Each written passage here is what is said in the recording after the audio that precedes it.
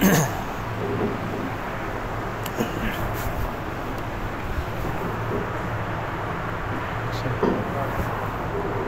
بھائی، صدقۃ الفطر کے حوالے سے چند مسائل سن لیں کہ صدقۃ الفطر جن کے اوپر زکوٰۃ فرض ہوتی ہے اس کے اوپر صدقۃ الفطر یعنی فطرانہ ادا کرنا بھی فرض ہوتا ہے، اور 5واں نصاب اس کے اندر ہوتا ہے ضرورت سے زائد سامان جو ہمارے گھروں کے اندر ہو اور وہ نصاب کو پہنچ جائے، یعنی جو ہمارے استعمال کے اندر نہیں ہے، ویسے ہی ہم نے گھر کے اندر کوئی سامان رکھا ہوا ہے، وہ اگر 1,30,000 تک پہنچ جاتا ہے تو پھر اس بندے کے اوپر بھی فطرانہ ادا کرنا واجب ہوتا ہے، پہلا نمبر۔ دوسرے نمبر پر فطرانے کی مقدار کیا ہے؟ تو اس کے اندر 4 نصاب ہیں۔ اگر گندم کے لحاظ سے ادا کریں گے تو تقریباً 1.25 کلو سے 2.25 کلو تک کے اقوال آتے ہیں، تو 2.25 کلو احتیاطاً گندم یا اس کی قیمت۔ اس طرح جو، کھجور اور کشمش، یہ 4 چیزیں حدیث پاک کے اندر آتی ہیں،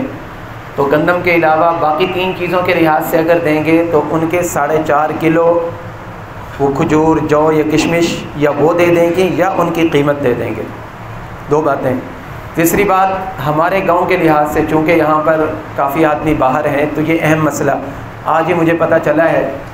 کہ جو ہمارے ساتھی بیرون ملک ہیں، کسی بھی ملک کے اندر ہیں، وہ اپنا فطرانہ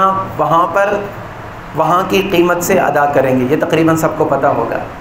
اس کے ساتھ ساتھ ان کی جو نابالغ اولاد ہے چونکہ ان کے اوپر ذمہ داری ہے،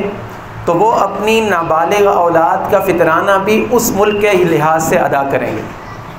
سمجھ آ رہی بات؟ اگر پیسے دیں گے